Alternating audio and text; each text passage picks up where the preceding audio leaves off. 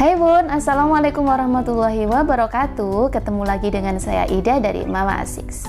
Nah, untuk video kali ini aku mau berbagi tips mengenai menyusui untuk ibu pekerja.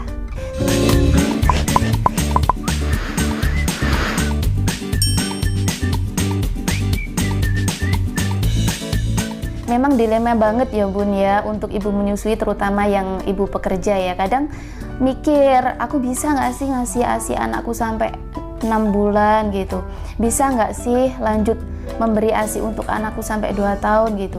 Aku pun dulu seperti itu, padahal aku dulu itu full mom, jadi aku bukan ibu pekerja, aku full di rumah. Tapi di sela-sela pekerjaanku yang berwirausaha ya, aku dulu kan sambil usaha gitu ya, jadi aku nggak, kadang itu di hari-hari tertentu itu aku ninggalin anakku, aku mikir bisa nggak ya aku ninggalin ASI untuk anakku di rumah gitu. Jadi untuk bisa ngasih ASI eksklusif untuk buah hati kita itu kuncinya adalah happy Bunda. Satu aja, kuncinya adalah happy. Kenapa harus happy? Karena ketika kita happy itu hormon oksitosin dari kita itu akan muncul gitu. Nah, ketika hormon oksitosin dari kita itu akan muncul, itu akan membantu merangsang produksi ASI lebih lancar gitu Bunda ya. Khusus untuk ibu pekerja itu sebenarnya nggak perlu sampai punya ekspektasi yang tinggi, misal harus punya ASI berfreezer gitu, nggak perlu Bunda. Jadi prinsipnya itu yang penting cukup untuk memenuhi kebutuhan si kecil. Kenapa seperti itu? Karena prinsip ASI itu adalah supply by demand, yang mana ASI berproduksi sesuai dengan kebutuhan bayi. Jadi kalau sampai kita punya ekspektasi yang ASI harus 1 freezer penuh, 2 freezer penuh gitu, itu demand ibunya dong ya, bukan demand bayinya ya. Jadi kita harus punya prinsip kalau ASI itu yang penting cukup untuk memenuhi kebutuhan bayi kita. Untuk Bunda yang mau cek tanda kecukupan ASI si kecil ya, bisa cek di sini ya. Nah, sekarang aku mau berbagi tips bagaimana sukses menyusui atau sukses ASI eksklusif untuk ibu pekerja. Untuk tips yang pertama, kita harus fokuskan DBF atau direct breastfeeding ketika Bunda di rumah. Kenapa sih Bun kita harus fokuskan DBF ketika di rumah? Karena ketika kita di rumah itu adalah momen yang paling penting ya untuk kita meningkatkan bonding antara kita dan bayi atau antara ibu dan bayi. Kemudian kita bisa lakukan skin to skin, tujuannya untuk meningkatkan hormon oksitosin. Nah, seperti yang kita ketahui ya Bun ya, bahwa hormon oksitosin itu sangat berpengaruh untuk kelancaran produksi ASI. Selain meningkatkan bonding dan kita skin to skin, kita harus juga perhatikan posisi dan pelekatan. Nah, posisi dan pelekatan menyusui itu juga penting sekali kita pelajari, yang mana itu adalah salah satu kunci sukses untuk kita menyusui. Gimana sih Bun posisi dan pelekatan menyusui yang benar itu? Aku mulai dari posisi dulu ya. Jadi posisi menyusui yang benar itu, kita posisikan bayi seperti ini ya. Ya, kita posisikan bayi seperti ini. Perut bayi dan perut ibu ini menempel ya. Perut bayi dan perut ibu menempel. Kemudian telinga, pundak, pundak ya bener ini ya. Telinga, bahu bayi ini sejajar 1 garis lurus. Pastikan perut bayi dan perut ibu menempel ya. Maaf, ini aku bawa payudara peraga ya. Ya, seperti ini. Ini untuk posisi ya. Jadi untuk posisi itu telinga, bahu sejajar di 1 garis lurus, kemudian perut bayi nempel ke perut ibu. Jadi bukan gini ya Bun ya, bukan bayinya terlentang gini. Ini untuk bayi newborn ya, karena kalau untuk bayi 3 bulan ke atas itu biasanya sudah bisa mengeksplor posisi sendiri. Jadi biasanya kalau untuk 3 bulan ke atas itu kan sudah belajar tengkurap misalkan. Nah, itu biasanya gayanya bebas, terserah bayinya ya. Jadi kalau untuk bayi newborn banget itu kita posisikan seperti ini, gini ya. Ini untuk posisi, jadi harus sejajar di 1 garis lurus.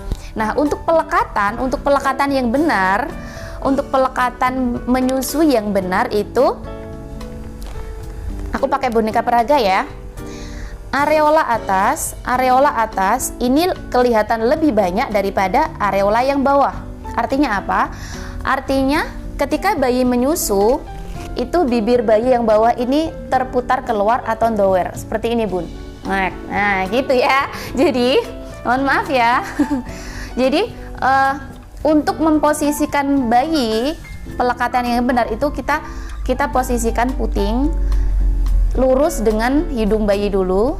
Puting lurus dengan hidung bayi, sehingga nanti bayi akan otomatis mencari puting dan mendongak, dan otomatis bibir bayi yang bawah itu akan terputar keluar atau doer. Insya Allah nanti pelekatan akan benar. Jadi untuk pelekatan yang benar itu areola atas kelihatan lebih banyak daripada areola yang bawah. Seperti itu ya Bun ya. Jadi kunci suksesnya itu juga selain tadi bonding, kemudian skin to skin, juga harus memperbaiki posisi dan pelekatan. Untuk tips yang kedua yaitu rutin perah ASI ketika kita di kantor. Nah, ini artinya apa sih Bun? Jadi kita harus punya jadwal. Ketika kita di kantor itu kita punya jadwal perah ASI. Nah, untuk jadwal perah ASI kita bisa sesuaikan dengan jadwal nenen bayi. Misalkan jadwal nenen bayi 3 jam sekali. Nah, itu kita harus punya alarm. Alarmnya itu untuk mengingatkan kita untuk pumping. Misalkan 3 jam sekali, kita bisa mulai dari jam 9 atau jam 10 pagi lah ya, jam 10 pagi, kemudian jam 1 siang, kemudian jam 4 sore. Jadi untuk pumping di kantor itu idealnya bisa 2-3 kali. 3 kali lah ya, jam 10 pagi, jam 1 siang ketika isoma atau istirahat ya, kemudian jam 4 sore ketika kita mau pulang. Kenapa paginya jam 7 kok nggak disertakan? Karena lebih baik itu ketika kita mau berangkat kerja itu kita nenenin dulu si kecil. Jadi kalau kita mau berangkat itu kita fokuskan di BF. Setelah itu baru di kantor kita pumping. Seperti itu. Tips nomor 3 yaitu perah ASI di rumah ketika dirasa masih ada. Artinya apa? Artinya kita perah ASI kita ketika kita rasa bahwa ASI kita ini masih ada padahal bayi kita setelah nenen. Seperti pengalaman saya dulu ya, waktu menyusui anak saya yang pertama maupun kedua, alhamdulillah dulu ASI saya kan tergolong produksinya ya cukup, ada lebihnya sedikit alias banyak gitu ya Bun ya. Jadi ketika bayi saya nenenin di payudara saya yang sebelah kiri itu, setelah dia lepas sendiri itu saya rasa masih ada gitu kan, rasanya masih ada gitu loh Bun. Jadi payudara kiri setelah bayi saya nenen itu saya perah dan benar itu masih ada ASInya. Nah, bagaimana dengan payudara kanan yang belum dinenen bayi? Nah, payudara kanan ini wajib kita perah Bun ya. Tujuannya apa? Tujuannya untuk mengosongkan payudara supaya ASI bisa berproduksi lagi gitu. Jadi memang tujuan mengosongkan ASI itu supaya ASI bisa berproduksi lagi. Nah, untuk tips yang keempat yaitu jaga asupan cairan dan gizi seimbang ibu menyusui. Artinya apa Bun?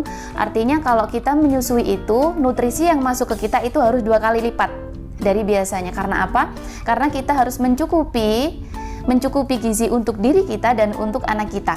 Jadi biasanya kalau pengalaman saya dulu ya, saya minum air mineral itu, air putih itu minimal 2 liter per hari. Minimal 2 liter per hari, kalau bisa lebih ya memang ya. Itu untuk cairan. Nah, bagaimana dengan nutrisi kita? Jadi ibu menyusui itu memang harus gizinya seimbang. Karena apa? Karena apa yang masuk ke perut kita itu nantinya yang akan diproses menjadi ASI, dan itu yang akan menjadi nutrisi untuk bayi kita. Jadi ibu menyusui itu harus nutrinya harus seimbang, mulai dari sayur, buah, kemudian protein itu harus benar-benar seimbang, karena apa yang kita makan itu menjadi bahan baku dari ASI kita. Nah, tips nomor 5 itu adalah relax, jangan stres. Nah, itu yang paling penting Bunda. Ini adalah tips yang paling penting untuk ibu menyusui. Jadi sebenarnya kita ibu menyusui itu harus punya support system dari keluarga. Jadi suami, orang tua itu harus support sepenuhnya untuk kita yang menyusui. Karena apa? Karena kalau kita stres itu akan menghambat produksi ASI. Jadi ibu menyusui itu harus relax, harus ini sih, kalau aku dulu harus banyakin me time. Jadi aku harus siapkan waktu tertentu untuk me time supaya produksi aku ini tetap lancar gitu. Support system dari suami, support system dari keluarga itu akan sangat membantu untuk meningkatkan hormon oksitosin kita. Tips yang terakhir yaitu ambil cuti jika diperlukan. Nah, ini gunanya untuk misalkan pengasuhnya ini kesulitan Bunda, kesulitan dalam memberikan ASI perah misalkan. Ini peran kita sangat penting untuk membantu mengajarkan misalkan ya, karena memang memberikan ASI perah itu kan kalau pakai dot nggak disarankan, jadi disarankannya pakai cup feeder atau pakai gelas kecil. Nah, kalau misalkan pengasuhnya masih kesulitan, nah itu namanya untuk ngajarin bayi kita sekaligus ngajarin pengasuhnya untuk memberikan ASI perah pakai media cup feeder atau gelas kecil sambil kita lanjutkan DBF lagi ke si kecil. Nah, itu tadi Bun tips menyusui untuk ibu pekerja. Semoga video ini bermanfaat ya. Sampai ketemu lagi di video selanjutnya. Assalamualaikum warahmatullahi wabarakatuh. Jangan lupa subscribe ya.